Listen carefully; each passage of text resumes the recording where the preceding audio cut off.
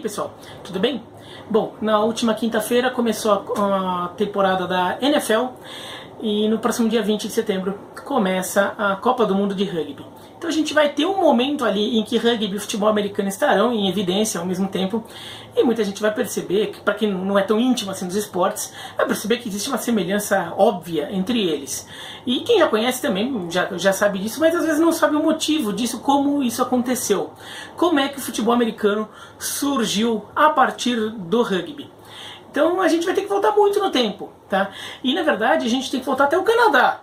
Tá? Porque na verdade a história do futebol americano de certa forma tem um pezinho no Canadá e tem a ver até com a diferença entre o futebol americano e o futebol canadense, que é a CFL, que é a Canadian Football League. Tecnicamente não é uma liga canadense de futebol americano, é uma liga de futebol canadense, é um outro esporte, ainda que muito parecido com o futebol americano.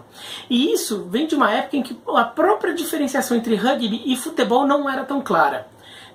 Na Inglaterra, bom, desde a Idade Média se jogava o que eles chamam de mob football, né, que seria o futebol de massa ali, que era a cidade inteira contra a cidade inteira, não tinha muita regra, na verdade só tinha que ficar chutando, jogando a bola de um lado para o outro, e às vezes inclusive envolvendo duas cidades vizinhas, né, então você tinha que chutar, levar a bola até a cidade vizinha. Era um jogo medieval, uma bagunça ali, e que inclusive acabava sendo muito violento, causava mortes, tudo.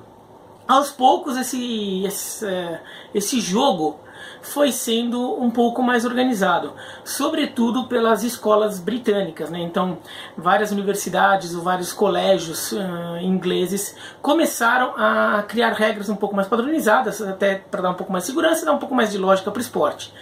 Mas ainda não havia muito claro se o jogo tinha que ser jogado só com os pés ou se as mãos podiam fazer parte dele. Carregar a bola podia fazer parte, ou segurar a bola. E com isso, o termo futebol era um termo usado muito para vários jogos, até porque cada escola, cada universidade na Inglaterra começou a criar as suas regras, porque não se imaginava que ia criar um esporte, que tem uma competição nacional, tudo. Na verdade era um jogo para praticar dentro das suas atividades estudantis. Né? Como, sei lá, se você está numa escola, está numa academia, sei lá, você pode criar um jogo com seus amigos e brincar entre vocês. A ideia era meio essa, eles não imaginavam que isso fosse crescer a virar uma indústria de entretenimento de alcance mundial. E cada escola fazia sua regra, e algumas eram mais focadas no uso do pé e algumas mais focadas no uso da mão, né? Ou e algumas no meio do caminho ali. Né? Quando o futebol chega nos Estados Unidos, os Estados Unidos, como ex-colônia britânica, recebeu em primeira mão muitos dos esportes que os ingleses praticavam, e daí não só o futebol, e daí futebol na concepção da época, essa bagunça aí entre futebol, rugby, qualquer coisa ali, no meio do caminho. O cricket também, que ajudou a dar origem ao beisebol. Vários esportes ali também chegaram nos Estados Unidos. Quando os Estados Unidos receberam esse esporte, ainda veio essa confusão, até porque quando os americanos começaram a praticar mais, as universidades, e o futebol americano cresce nas universidades, as universidades começam a criar atividades esportivas com base no futebol. Elas recebiam esse futebol meio bagunçado e elas criavam as suas próprias regras, porque elas também não tinham noção de que virariam um grande esporte. A maior parte das universidades americanas estava adotando regras que se assemelhavam mais ao nosso futebol de hoje, né, ao soccer. E depois eu vou fazer um vídeo explicando por que os americanos chamam futebol de soccer, tá? E não é culpa dos americanos. Tá, isso é um mito que se tem. Mas os americanos começaram a praticar essa modalidade muito mais com os pés, né, mais parecido com a nossa. Eles adaptavam as regras, eles criavam o American Football na época, né, o futebol americano que eles praticavam, na verdade eram vários jogos parecidos, muito com base no futebol. Né, no nosso futebol com pé. Mas mesmo lá na Inglaterra ainda era bagunça. Enquanto isso, no Canadá estava crescendo também o futebol, mas eles estavam adotando mais o futebol com as mãos. Os estilos que lembravam mais o que virou o rugby.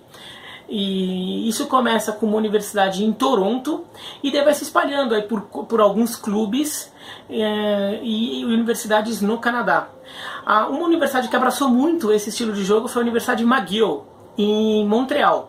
E ela já estava fazendo um jogo aí de futebol, mas com base no futebol com as mãos, que era o futebol da escola de rugby, não o futebol com os pés. A Universidade de Harvard, nos Estados Unidos, não estava concordando muito com a história do futebol com os pés, que a maior parte das universidades lá próximas a eles, como Yale, Princeton, Columbia, estavam adotando. Harvard também queria que o futebol fosse mais com as mãos.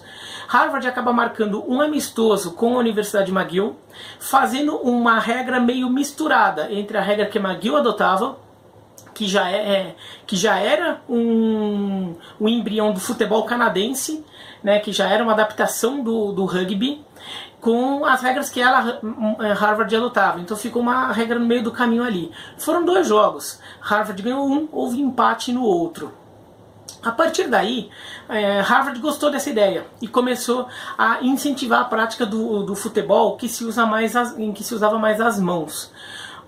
Ela consegue marcar um amistoso com a Universidade de Yale, que, bom, são 2 das melhores universidades dos Estados Unidos e eram bem rivais em competições esportivas. Ela marca um amistoso com a Universidade de Yale e, para estabelecer as regras, já que Yale adotava mais o futebol com os pés, eles adotam uma regra em que eles pegavam algumas das regras de Yale e muitas das regras de Harvard. No final das contas, Harvard conseguiu impor mais o seu estilo de jogo do que o de Yale. Fizeram um jogo, Harvard ganhou. Só que na arquibancada, vendo o jogo, tinha uma figura muito ligada à Universidade de Yale, que é o Walter Camp. O Walter Camp, ele vê aquele jogo e ele achou muito interessante essa ideia que Harvard estava querendo impor, de um futebol que se adotava mais as mãos. E a partir daí, ele pega esse jogo que era ainda um rugby adaptado e começa a querer desenvolver regras em cima daquele para torná-lo mais dinâmico.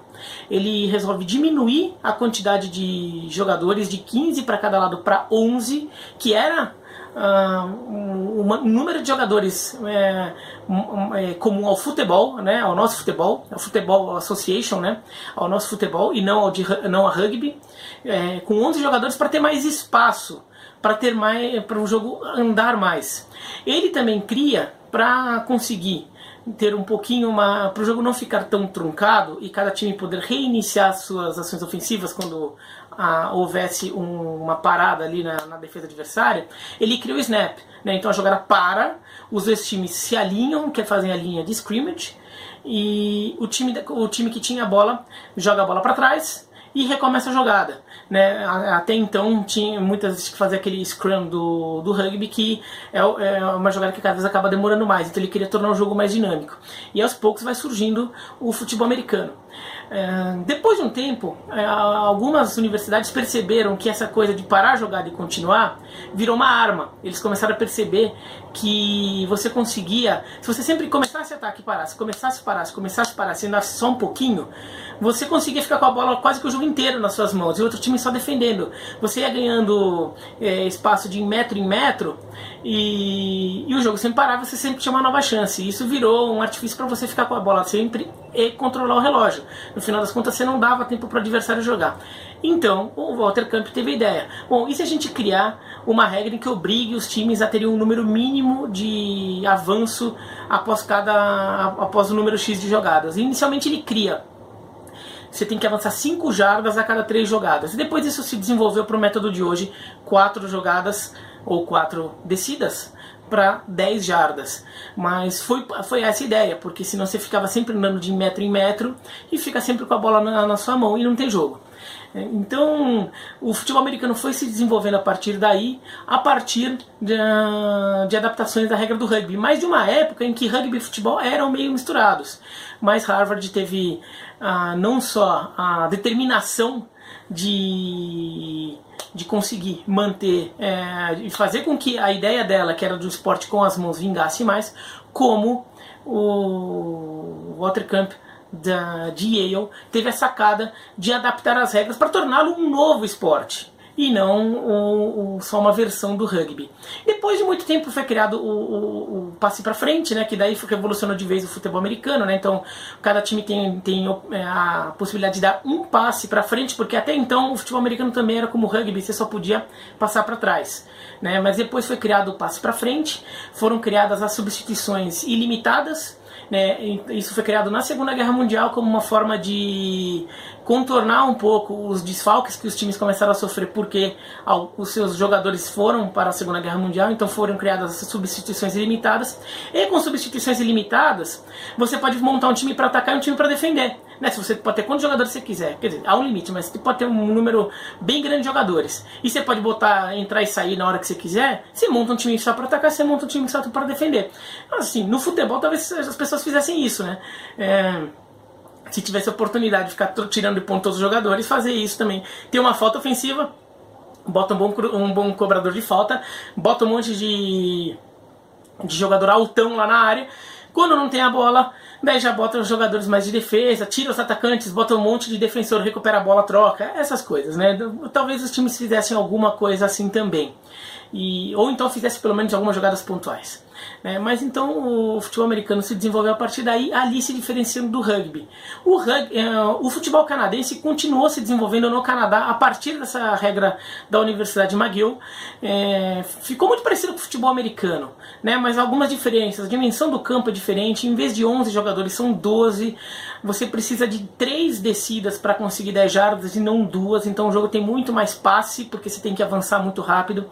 E tem uma outra diferença ali de regra também menor no andar do jogo, mas ficou um esporte muito parecido, o futebol canadense e do futebol americano, tanto que muito jogador que joga na CFL era jogador de futebol americano nos Estados Unidos, que não conseguiu uma vaga na NFL e acaba indo jogar na Liga do Canadá. Tá bom? Mas então essa aqui é a história de como o futebol americano surgiu, se diferenciando do rugby. Bom, se você gostou da história, escreva aqui nos comentários. É uma história bem resumida, tá? Não falei de forma muito longa aqui. Se você gostou do vídeo, se inscreva no canal, clica no sininho. Eu estou procurando um livro aqui, mas eu não estou achando. Bom, tem um livro aqui, Guerreiros da NFL, escrito pelo Paulo Mancha e pelo Eduardo Zolini, meus colegas de ESPN Brasil, comentaristas de futebol americano, que eles contam toda a história da NFL. E realmente não está aqui fácil, deve estar meio escondido ali no fundo, então não vou conseguir mostrar para vocês agora, tá? Mas eu vou deixar aqui embaixo, tá, nos comentários, um tweet fixado com o link para quem quiser dar uma olhada nesse livro, tá bom? Um abraço e até mais.